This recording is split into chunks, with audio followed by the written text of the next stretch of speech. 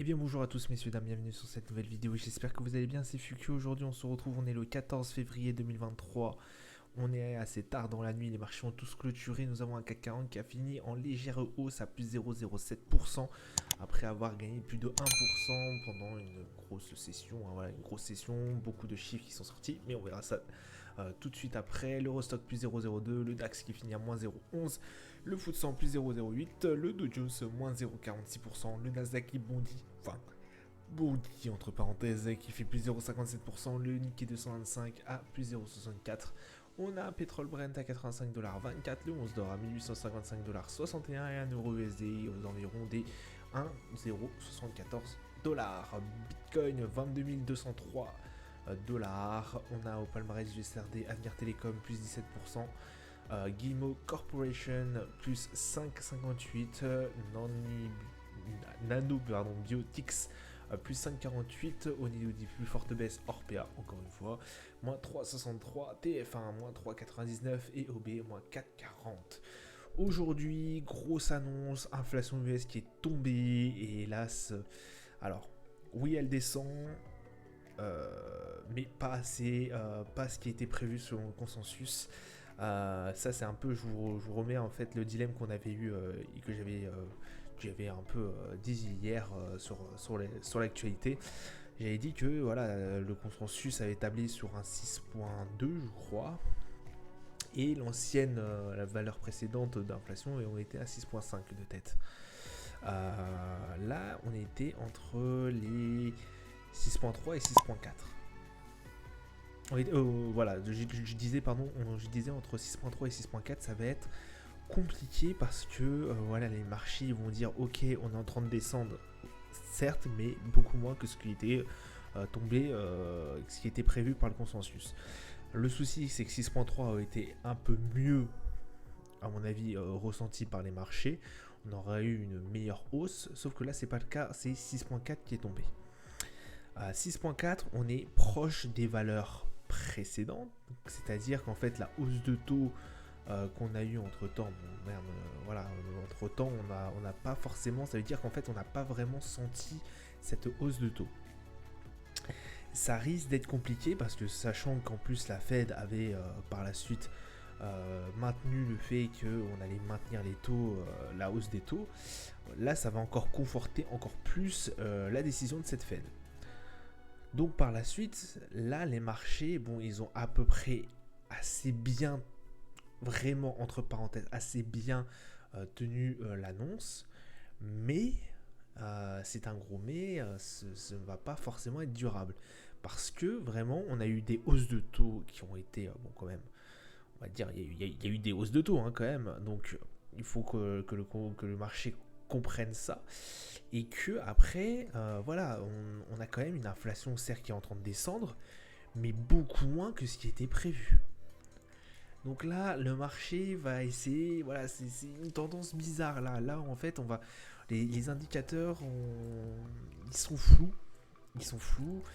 Ça reste dans un marché, on est vraiment dans un contexte très très compliqué et extrêmement pas serein. On ne sait pas si ça va continuer sur un bull extrêmement important ou si vraiment c'est un trap en fait qui est en train de si vraiment on est en train de tomber dans un trap, et donc dans ce cas là ça va être compliqué, donc vraiment on est dans un espèce de contexte macro et microéconomique, j'ai envie de vous dire qu'il n'est pas très serein quoi. Il n'est pas très serein. Il y a beaucoup de choses qui vont pas encore dans l'état global. Ça reste quand même incroyable. Donc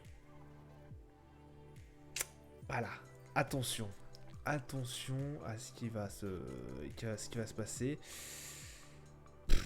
Voilà, le dynamisme, comme vous il marque, hein, le dynamisme de désinflation, bon, il a ralenti alors qu'on était vraiment sur quelque chose.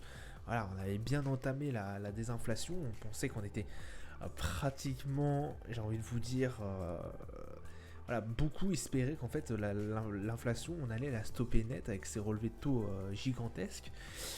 Et oui, d'accord, elle ralentit, mais pas aussi fort que ce qu'on avait prévu. Et ça pose énormément de soucis, et surtout pour nos investisseurs et pour les traders, là ça va être compliqué. Déjà que c'était compliqué de voir l'avenir, là, enfin d'essayer de prédire une tendance, j'ai envie de vous dire, d'essayer voilà, de chiffrer une tendance. Alors là, je peux vous dire qu'on est vraiment dans un flou total. Même regardez au niveau des indices, c'est incroyable. Il y en a certains qui finissent dans le rouge total, et il y en a d'autres, c'est le vert quoi. Là, même au niveau des indices, là aujourd'hui, voilà, on n'avance pas quoi. Là, on est vraiment sur, bon, on sait pas, on voit flou. Voilà. Comme vous avez le Nasdaq qui fait plus 0,57%, c'est pas grand chose hein, sur un Nasdaq. Vous avez le Dow Jones par contre qui recule de moins 0,46. Vous avez un DAX qui fait moins 0,11, donc c'est-à-dire pas grand chose. L'Eurostoxx c'est pareil, il finit tout juste dans le vert. Pareil pour le CAC 40. Voilà, ça reste assez compliqué. Vraiment, on a un marché là qui. On a des investisseurs qui n'arrivent pas à voir à long terme. Et ça, à long terme, beaucoup normalement on arrive à peu près à connaître la tendance, j'ai envie de vous dire. Mais là, c'est vraiment très flou. On ne sait pas si on va repartir en descente ou si on est vraiment reparti sur une montée. Compliqué. Au niveau du calendrier d'annonces économiques, du coup, on a eu le confiance des entreprises qui est sorti à minuit 30. Alors attendez, je vais vous mettre quand même aussi pour demain. Hein. Bon, voilà, quand même.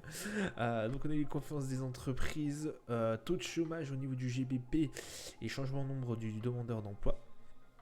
Donc le taux de chômage a été à peu près bon, j'ai envie de vous dire. Les demandeurs d'emploi, j'ai envie de vous dire, il a été aussi assez bon, je crois. Hein, voilà, on est quand même moins 12.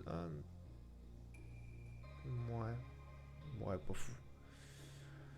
Pas fou. Après, j'ai pas checké vraiment ce qu'il y avait dans les docs pour le changement de nombre de demandeurs d'emploi. Moins 3,2. Ah oui, quand même. Il n'y avait rien qui était tablé aussi pour le consensus. Donc, ouais, bah écoutez, je me prononcerai pas là-dessus sur le changement de nombre de demandeurs d'emploi. Par contre, l'inflation, là, ça a été plus conséquent. Voilà, on attendait taux d'inflation annuel, on attendait un 6,2%. On a eu 6,4. Voilà, et la valeur précédente, c'était un 6,5.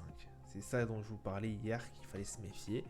Et on est tombé pile poil dedans. Donc c'est-à-dire un 6.4 qui est quand même assez proche du 6.5, hein, on va pas se mentir. Donc par la suite, ça risque d'être compliqué. Voilà, demain, taux d'inflation par contre au niveau du GBP, là ça va pas trop rigoler non plus. Donc on attend 10.3 selon le consensus. Donc c'est-à-dire aussi un ralentissement. On va voir si ça va avoir lieu. Par revanche, si ça n'a pas lieu, ça va être plus compliqué. Vente au détail mensuelle à 14h30 au niveau des US et la balance commerciale à minuit 50 au niveau du Japon. Voilà.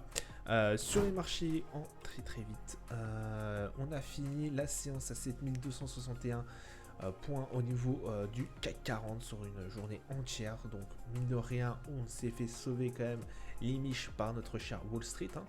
Là, on peut les remercier hein, parce que ouais, pendant un moment, ça a été, on a bien basculé en dessous des 7200.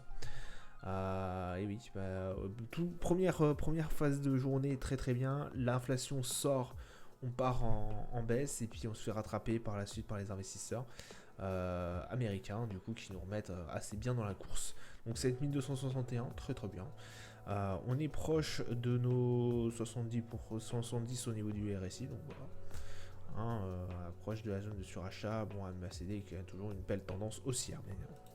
Le Nasdaq 12 577. Alors, je vous ai dit là, quand on était sur investir, je vous ai dit voilà, on ne sait pas trop ce que ça va donner. Effectivement, je m'attendais peut-être à aller chercher la barre des 13 000. Là, on voit bien, je vous avais dit hier, en plus, on voit bien que si on allait chercher la barre des 13 000, c'était l'inflation était bonne.